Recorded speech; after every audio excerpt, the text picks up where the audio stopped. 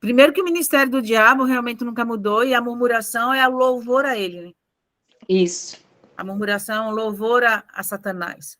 Quando ele pergunta, foi isso mesmo que Deus disse? Ele ofende o caráter de Deus. Quando ele suscita dúvidas, né, quanto a Deus, quanto ao que Deus disse, dúvida quanto a quem Deus é. Ele está levantando essa dúvida para nós, né? Obrigada, Thay, bênção demais. Esse capítulo realmente é muito rico, a gente poderia falar muito tempo sobre cada tópico desses, né? Eu só gostaria de retomar a questão com relação à metanoia, arrependimento, tá? Uma vez eu estudei um pouco sobre isso, e sim, né, metanoia é uma mudança de mente, né? Mas mais que uma mudança de mente, é uma transformação no nosso caráter, né? Então, a gente precisa entender que muitas vezes nós mesmos recaímos em coisas que nós dizemos, mas eu já me arrependi. Ou cobramos as pessoas, falam assim, não, mas eu me arrependi disso, eu não quero fazer isso. Aí, uma vez, uma pessoa falou assim para mim, o meu esposo fala que eu não me arrependi, porque eu volto a fazer. Eu falo, bem, não é bem assim, né? Não é bem assim. Tudo em nós é processual, né, gente? O arrependimento também tem processos. Não é que a gente não se arrependeu, né? A modificação da mentalidade, da nossa cosmovisão, passa pelo novo nascimento, uma conversão, como a gente já falou aqui, é pegar algo endurecido e moldar novamente ao caráter de Deus. Então, isso é processo. Não é, a gente entende, mas e aí? A aplicação, que é onde todos nós precisamos nos atentar, porque é onde nós somos reprovados ou aprovados. É na reeducação. Porque eu sei que eu tenho que me arrepender, eu sei que metanoia é uma maneira de conceber ideias, é uma nova forma de ver o mundo. Mateus 3,8 vai dizer assim, ó, produzir, pois, frutos dignos de arrependimento, deixai sua vida provar a mudança de coração. Aí a gente vai, veja, fruto de arrependimento. Um fruto já nasce fruto? Nós somos uma árvore. Imagine que nós somos uma árvore. Nós temos raiz, né? Então, assim, veja bem, tem uma raiz que depois ela vai virar, até estar pronta até virar um fruto. Ela antes foi uma semente, ela cresceu, ela deu flores, deu folhas, deu flores, para depois dar fruto. E essa obra do arrependimento é um tipo de tristeza que só o Espírito Santo é capaz de gerar em nós. Muitas vezes a gente tem remorso, né? E a gente acha que é arrependimento, mas é só o remorso. O tipo de tristeza que nós, nascidas de novo, temos que sentir quando a gente peca, mesmo coisas pequenas e involuntárias, o pecado em nós hoje é um acaso, não pode ser uma coisa mais habitual, ele gera em nós um tipo de tristeza tão profunda que a gente não tem essa capacidade. E a palavra vai dizer isso em 2 vezes, em Pedro e acho que é 1 Coríntios. E é bom que nós sejamos contristados, porque, segundo Deus, porque é esse tipo de tristeza que vai gerar o quê? O arrependimento.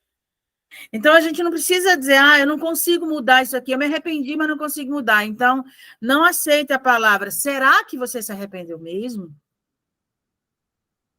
Entende? A gente tem que se submeter ao processo de transformação da mentalidade, a metanoia, que daí, se eu mudar um hábito externamente, sem ter entendido aqui, esse hábito não vai ser sustentado. Por uns dias eu consigo fazer, mas é só uma mudança de mentalidade que vai sustentar um hábito novo, né? É essa mudança. Então, vai ter, as oportunidades vêm, né?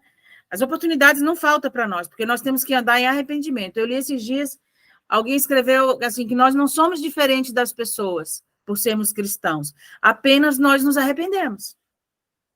Mas sem arrependimento, talvez nós fizéssemos obras ainda piores do que aquelas que as pessoas que nós apontamos os dedos fazem. Porque é Jesus, é uma obra do Espírito Santo, não é pela minha capacidade, não é porque eu sou boa. Então, a gente precisa entender isso, que o que nos difere do outro é o arrependimento. É crer, né? A palavra diz assim, é o Espírito Santo quem convence do pecado, da justiça e do juízo. Que pecado é esse? É o pecado de não crer. em Cristo.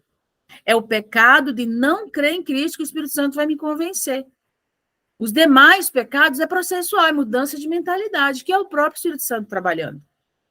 A gente precisa entender isso. Então, às vezes, a gente se arrepende, volta a cometer, porque falta... Também, quem tem problema com perfeccionismo, então, gente, é difícil, sabe? Porque a pessoa acha assim, que porque ela ouviu, ela internalizou uma informação, se ela não consegue colocar em prática, ela já se auto-sabota. Mas, na verdade, o que está por trás pode ser um perfeccionismo. Tem pessoas que são mais rápidas, tem pessoas que são mais lentas nos seus processos. Isso é pessoal, é a história de cada um.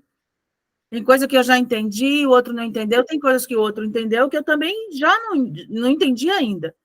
Né? Então, você quer ver uma coisa? Vamos lá. A gente se arrepende de orgulho, ok?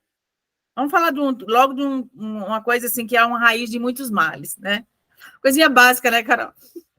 Orgulho. A gente se arrepende do orgulho. A gente deixa imediatamente? Ou através da caminhada, através de fatos, situações, circunstâncias, isso vai sendo moldado em nós, vai sendo retirado em nós, a partir de um novo posicionamento no nosso processo de reeducação, para a gente ter a mente de Cristo. A justiça própria é algo que sai imediatamente de nós? Não é. E a gente sabe que se a gente usa de nossa justiça própria, a gente não desfruta da justiça de Deus. A gente sabe disso. A gente consegue deixar instantaneamente? Então, a gente precisa entender que Deus não é como a gente. Senta na cadeira, bate martelo e agora você se vira e tem que ser desse jeito. Não é assim. Ele sabe. Agora, nós precisamos nos submeter ao processo. A submissão, sim, é uma decisão que precisa ser assim, ó. Eu me submeto. Eu não sei o que vai dar, eu não sei o que vai fazer, eu não sei como vai ser, mas eu me submeto. Porque aí a gente é essa terra fértil, essa obra que a Thay viu lá, né? Deixa mexer no fundamento, derruba a parede. Então, trazendo esse exemplo para vocês dos frutos, a importância de a gente ter raízes curadas. Porque que fruto que nós vamos produzir se as nossas raízes não forem curadas? Que tipo de fruto é? Né? Se vocês, em João 15, que para mim é um dos textos mais maravilhosos, mais marcantes da minha caminhada com Jesus, é João 15. Eu sou a videira, vocês são os ramos. Né? João 15, 16 diz assim: vós não me escolheste, mas eu vos escolhi e nomeei, plantei para que vades e deis fruto, e o vosso fruto permaneça, a fim de que tudo que pedirem ao Pai em meu nome, e a fim de mostrar quem eu sou, ele vos conceda. Então, tem um propósito também para eu dar fruto, não é só para ser linda. Tem um propósito. Tudo que Deus faz em nós tem um propósito coletivo. Não é só para eu ser boa. Tem um propósito muito maior. Então, a gente precisa pensar com a mente de Cristo, ter esse senso de coletividade. Aquilo que eu sou. E próprio Deus é geracional, né? Eu sou Deus de Abraão, Isaac e Jacó. O que ele está dizendo para mim? Por que lá em Mateus tem a genealogia de Jesus? Você já parou para pensar? É só para a gente saber a história? Não é. Ali está impresso o caráter de como Deus ele é geracional. Então, o que eu sou hoje, e não é só a minha geração de sangue, a geração onde eu estou hoje, o tempo que eu vivo hoje. Você, todas nós aqui, onde nós passamos, nós impactamos uma sociedade, nós impactamos a nossa casa, nós impactamos todo lugar onde nós estivermos. Então, a gente precisa ter, essa é a mente de Cristo. Amém? Mas vamos fechar parênteses aqui, porque eu amo falar sobre arrependimento, você percebeu, né? Eu gosto de falar sobre esse assunto. Então, lá na página 142, dando continuidade ao livro, ela vai falar para nós sobre o poder e as consequências da gratidão e do descontentamento. Né? A gente, nas páginas anteriores, a gente vê, né, a Caroline Leff falando, o JB também, que fala um pouco mais sobre neurociência também, e a gente vê que quanto mais ciência, né, mais de Deus a gente vê, né, na sua perfeição, até a forma como ele criou nosso cérebro, como ele nos formou. A gente não pode espiritualizar tudo, embora tudo seja espiritual, né? Mas, assim, vocês entendem o que eu quero dizer? Nós temos um cérebro, gente. Um cérebro que recebe, né? Tem neurotransmissores, tem hormônios, tem um monte de coisas. A gente não precisa ser neurocientista, mas a gente precisa conhecer um pouco daquilo que Deus fez e colocou em nós. Ainda hoje eu estava vendo um vídeo curtinho de uma neurocientista falando sobre como o cérebro responde à luxúria, como o cérebro responde a essas coisas que a mente caída, né, ainda tenta nos visitar. E ela fez uma relação muito interessante. 10 minutos de exposição a algo negativo, mesmo que seja por televisão, a nossa imunidade cai por 5 horas. Porque, como ela mesma diz no livro, Deus fez o nosso cérebro e todo o nosso ser nos criando para quê? Para a gente ver o que é bom, para a gente comer o que é bom, para a gente viver o que é bom. Não é caído. Entende? Então, tudo aquilo que é contrário àquilo que Deus nos formou vai provocar um dano. Só que a nossa máquina é tão perfeita que às vezes a gente come até o que não deve e demora, né, para ficar doente, né? A gente, às vezes, por isso que a gente tem que cuidar, né, do que a gente coloca para dentro. É que eu sempre falo para vocês: o que eu olho, o que eu escuto, o que eu como, uma hora vai ter que sair de alguma forma. Então, é para a gente pensar. O que eu penso? Por que eu estou pensando no que eu estou pensando? Né? Como a Thay falou aí. Tem que pensar sobre o que a gente pensa, né? Então, a gratidão e o contentamento, ele vai gerar um nível de satisfação que está à disposição de todas nós. De todas nós, tá? Primeiro, né, a questão de ressignificar aquilo que aconteceu de ruim na nossa vida. Dar um novo sentido. É possível através da cura emocional. Deus deixou a ciência, Deus deixou a sua palavra, sobretudo, mas nós temos hoje várias e várias e várias oportunidades, né? Essa daqui é uma das oportunidades que Deus criou para cada um de nós, para a gente conhecer e para a gente ser guiada por um caminho de cura emocional. Não tem como eu ressignificar algo se eu não receber cura, se eu não tratar as raízes, né? Criar o hábito de agradecer em toda e qualquer situação. Gente, eu vou falar uma coisa para vocês. A gente tem que parar, muitas vezes, de... Eu me irrito um pouco quando eu escuto. Ah, mas é difícil. A palavra é difícil, não é não, porque Deus é tão zeloso que ele deixou na palavra dito assim: os meus mandamentos não são pesados. Vocês já leram isso? Alguém aqui não leu isso? Não? Os meus mandamentos não são pesados. Então, não é difícil. Nós é que resistimos. Porque para mudar, para a gente criar um hábito novo, eu preciso criar uma mentalidade de obediência. A palavra fala para eu dar graça. Então, eu vou dar graça. Que seja por coisas pequenas, que seja por alimento, que seja pelo dia que ele fez, onde a misericórdia dele se renovou. E muitas vezes o primeiro ato do dia não é agradecer, o primeiro ato do dia muitas vezes é até se envolver com a situação de problema, às vezes é uma urgência que surge, é uma má notícia que chega, que você já entende. Então a gente precisa o quê? Desenvolver um hábito, é exercício, né? A neurociência também explica que a gente aprende, né? O nosso cérebro aprende por repetição ou por impacto emocional. Então, eu preciso repetir, dar graça, dar graça. A palavra nos ensina a dar graças em toda e qualquer situação. O que quer dizer isso, gente? A circunstância não pode me mover. A circunstância boa não pode me levar a um nível de euforia, que eu acho que aquilo vai ser um estilo constante de vida, porque não é. Mas também eu encontrar o contentamento, encontrar a gratidão em meio a uma circunstância difícil. Ele procura adoradores que o adorem em espírito e em verdade, e não adoradores que o adorem só se for primavera ou se for só verão. Então, essas questões da palavra que vem para nós, a gente precisa se apropriar disso e praticar, exercitar. Tem dia que vai ser mais fácil, tem dia que vai ser mais difícil, só nós não podemos parar. Porque essa dificuldade não é porque o mandamento é pesado, é porque nós estamos ainda resistentes. É porque nós ainda estamos muito cheios de nós mesmos. Ainda tem muita vontade, ainda tem muito desejo, ainda tem muito sentimento meu. Então, a cada dia que eu vou me esvaziando mais de mim, eu vou sendo cheio do Espírito Santo. O Espírito Santo não compete com outras coisas dentro de nós. Eu não tenho como mesmo habitar o Espírito de Deus e habitar outros deuses. Não tem como. Né?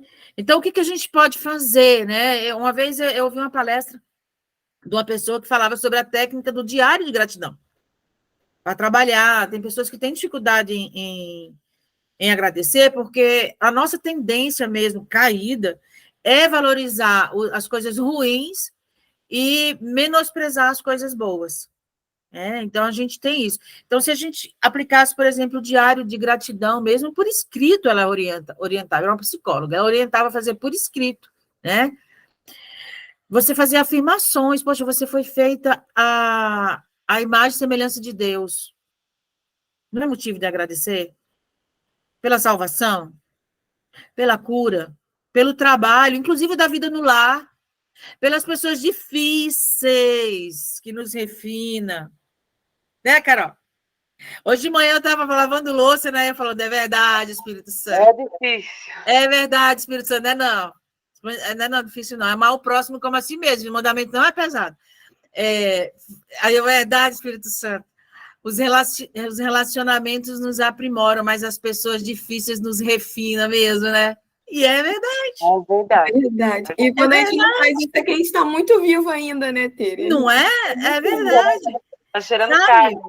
Sim, exatamente. Sabe, às vezes tem pai e mãe que vem falar dos seus filhos, né? Meus filhos passando por... não tá nos caminhos que eu quero, não está nos caminhos do Senhor. Gente, pensa num pai e numa mãe que vai para Jesus e que ora, e que se melhora, e que é esticado, né? Falei para um amigo nosso hoje, né?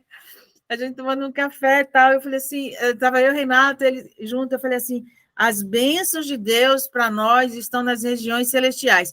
Precisa a gente se esticar um pouquinho a cada dia para alcançar. Ele é bem alto, sabe? Falei, precisa se esticar um pouquinho para alcançar as bênçãos. O que é ser esticado, gente? Ser refinado.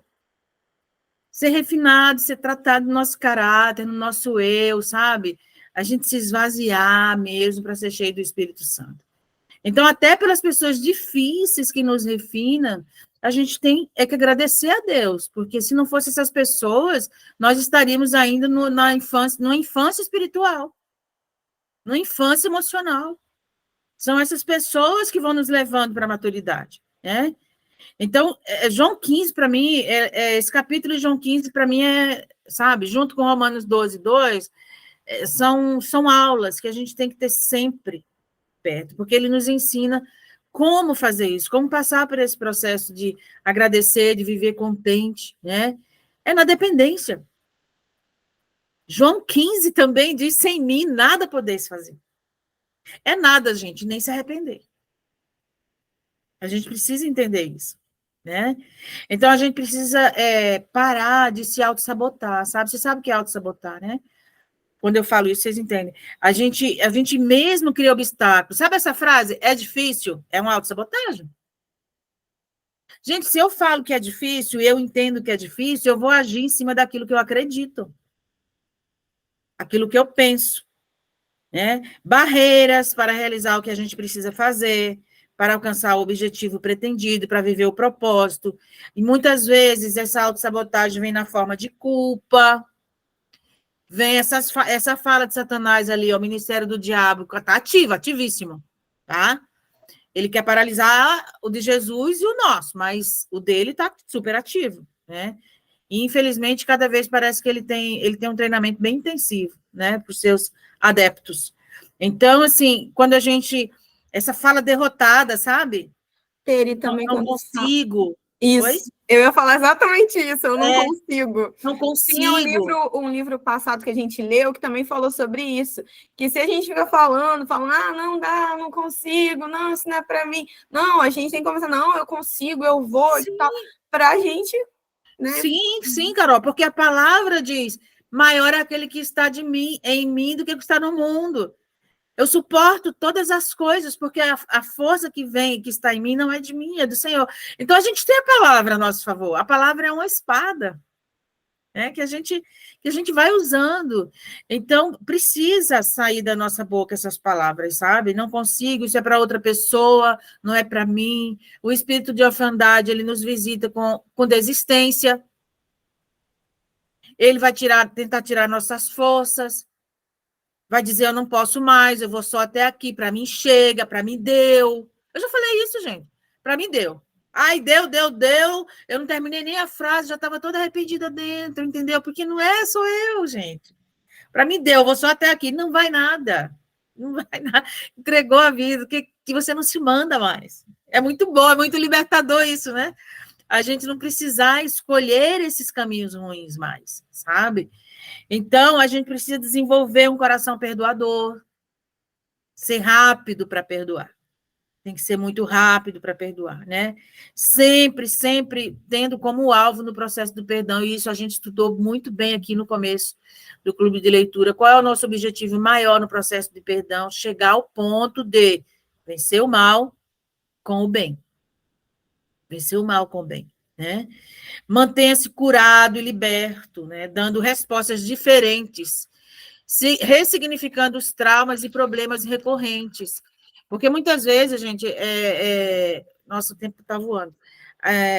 Algumas pessoas pensam, quando vêm nos procurar, que sentou, conversou, orou, pá, resolveu. Não, às vezes a pessoa levanta dali, inclusive é bom que ela levante bem desiludida, porque a ilusão não é de Deus, né?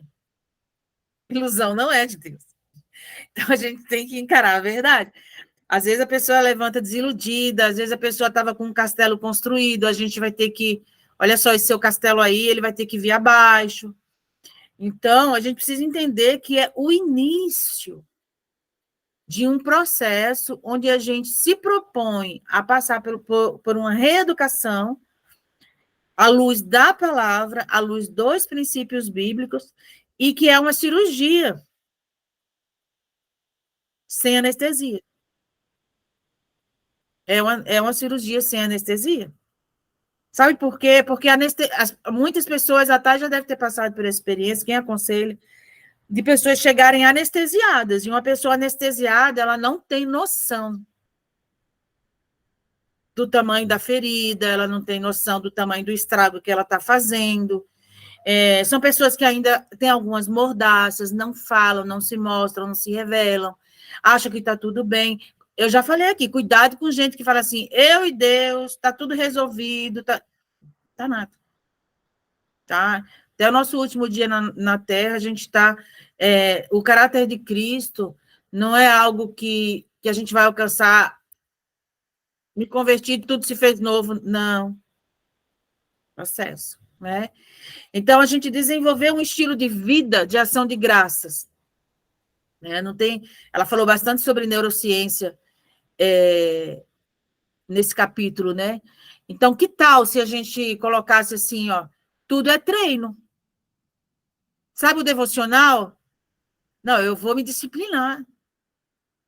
Gente, é uma disciplina. A gente não pode pensar assim que o anjo vem descer, pegar na nossa mão e falar assim, não, algo tem que acontecer sobrenatural, milagre, externo a mim, para eu poder me disciplinar, ter uma vida devocional com regularidade.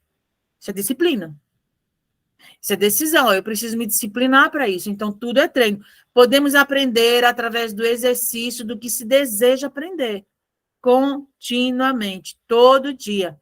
Ah, mas é muito chato. Ah, mas o meu temperamento... Gente, tudo tem que submeter. É se esvaziando. Cada dia se esvazia. Meu temperamento se esvazia dele. Porque senão a gente vai entrar na autossabotagem. A gente vai encontrar desculpa, a gente vai encontrar justificativa. Né? Então, precisamos, como filhos de Deus, como tendo a mente de Cristo, nós precisamos ser intencionais. Vocês já observaram como a mídia suja é intencional? Vocês já observaram como Satanás é intencional? Mas os filhos das trevas parece que são mais sagazes, mais prudentes do que os filhos da luz, gente. Só que a santidade, a gente precisa entender que nosso processo de santificação, ele ativa em nós uma inteligência que vem da mente de Cristo. Nada se sobrepõe a isso. Nada se sobrepõe a isso. Então, quanto mais eu me mergulho, mais eu me posiciono no meu processo de santificação, eu vou adquirindo a mente de Cristo, mais inteligente eu fico. O pecado emburrece. Haja visto as ideologias. A pessoa que está enfiada em ideologia, ela vê o mundo por uma lente tão pequena. E ela acha que ela é a pessoa mais inteligente do mundo, mais aberta, mais livre. Na verdade, não, é o contrário. Então, quanto mais santidade, mais inteligência. Então, a gente precisa ser intencional. Saber quem nós somos, saber que a nossa luta não é contra pessoas. Saber que o Satanás já está derrotado. Né? Eu acho que eu falei aqui para vocês, né? Tem uma pregadora que fala assim, que a mulher empoderada é aquela que sabe que já derrotou Satanás. Essa é empoderada. Então, entender que o deserto é um lugar de aprendizado, não é um lugar de morada. No curso Mulher Única, tínhamos uma lição que falava sobre casamento, onde o autor dizia que muitas vezes casamos com o ideal, mas não nos deparamos com o real. Ele falava sobre os mitos sobre o casamento, que casamos idealizando várias coisas, mas daí nos deparamos com o real. Como o pastor Cote diz, o casamento é a escola do caráter de Deus, onde somos moldados, refinados e lapidados. É verdade. E ele dá, né? Deus dá o que nós precisamos, muitas vezes numa embalagem que a gente não gosta. Mas lá dentro está o que a gente precisa. Está o que a gente precisa, né? Então, a gente precisa entender essa mentalidade de deserto, né? Onde é um lugar onde poucos são aprovados. Mas por que será que poucas pessoas são aprovadas no deserto? Haja visto a própria palavra, nos ensina Josué e Caleb. Por quê? Porque é uma questão de mentalidade. Não é lugar para ficar, gente. Era 11 dias só. Entende? Aí vira 40 anos. Por quê? E o que foi que prendeu as pessoas lá? Uma das coisas que prendeu a murmuração, a ingratidão, a desobediência, tudo que é contrário àquilo que Deus criou para a gente. Né? Esse lugar de segurança. A gente precisa deixar de ser de circunstancial e adorar de propósito. Estou triste hoje, a lágrima está correndo. Pois então eu vou cantar e vou dar graças e vou dizer que o meu Redentor vive. É exercício. É você se disciplinar para fazer isso. Porque as coisas não estão... Ninguém aqui tem a vida 100% como gostaria de ter. Isso vai tirar o louvor do nosso coração. Não pode. Nós não podemos ser roubadas disso. Porque nada aqui se compara com a glória que há de vir sobre nós. Essas aflições são momentâneas. Há algo. A gente precisa se mover pela eternidade. E a minha eternidade começa aqui. Então, isso tudo vai levando o nosso nível de confiança, vai afirmando a nossa identidade, vai desenvolvendo em nós essa filiação. Mas é a partir de quê? Não, gente, é treino. É fé, né? Primariamente, com certeza. Né? É por fé que nós treinamos. É por fé que eu me coloco na disciplina, é crendo. É por isso. Não é pela minha força, porque eu sou disciplinada, é porque eu tenho fé. Eu sei por quem que eu estou fazendo. Eu sei por que eu estou fazendo. Eu sei quem está me renovando e me fortalecendo para fazer. Eu sei que armas que eu estou lutando, não é a arma da minha inteligência. Então, a disciplina também ela vem baseada nisso. Eu treinar com esse fundamento da fé. Né? Perder o controle. Sabe perder o controle? Sair do controle? Perder o controle. Eu só me preocupo com aquilo que está no meu controle. Eu não posso me preocupar com aquilo que está no controle de outra pessoa. E quando essa pessoa é Deus, entrega o controle para a mão de Deus. 6 horas da manhã, é teu, Senhor Jesus. Não dá meio-dia, pegou de volta. A gente faz isso. Sabe? Porque o espírito de orfandade vem assim, será que é isso mesmo que Deus disse? E a gente acaba cedendo. Então, para a gente descansar, encontrar esse lugar de não preocupar, é de entregar para Ele. Se não está sobre o meu domínio, se não está sobre o meu controle, eu tirei essa mochila, eu tirei esse peso de mim e eu entreguei para Ele. A minha parte eu faço. Gente, um Deus tão grande, tão maravilhoso, com tanta coisa para ser colocada no lugar, que está aos nossos olhos, né? Porque está tudo no lugar, né? Mas aos nossos olhos está tudo meio bagunçado, meio revirado, mas está tudo no lugar, né? Como deve ser. Ele se preocupar com o nosso descanso. Ele criar um descanso para nós, que não é só o sábado. Gente, isso faz eu parar, né? Falar, eu estou preocupada mesmo pelo quê, né? Então, a gente precisa entregar tudo. Só assim é possível descansar, adorar. Perder o controle, né? Devolver o controle ao soberano, que é o nosso Pai. Saber da minha identidade no céu e também desenvolver a filiação através do que eu tenho aprendido até aqui. Gente, se não gerou ainda prática de vida em nós, tudo isso que a gente tem vivido nos últimos meses, a gente não tem problema, a gente combina e a gente começa lá atrás, no raiz de rejeição, passa de novos caminhos, não tem problema por isso. Inclusive, é um material que a gente estudou e que precisa ser visitado, não é uma coisa que passou. Lembra? O ser humano aprende por repetição ou impacto emocional. Então, a Bíblia repete.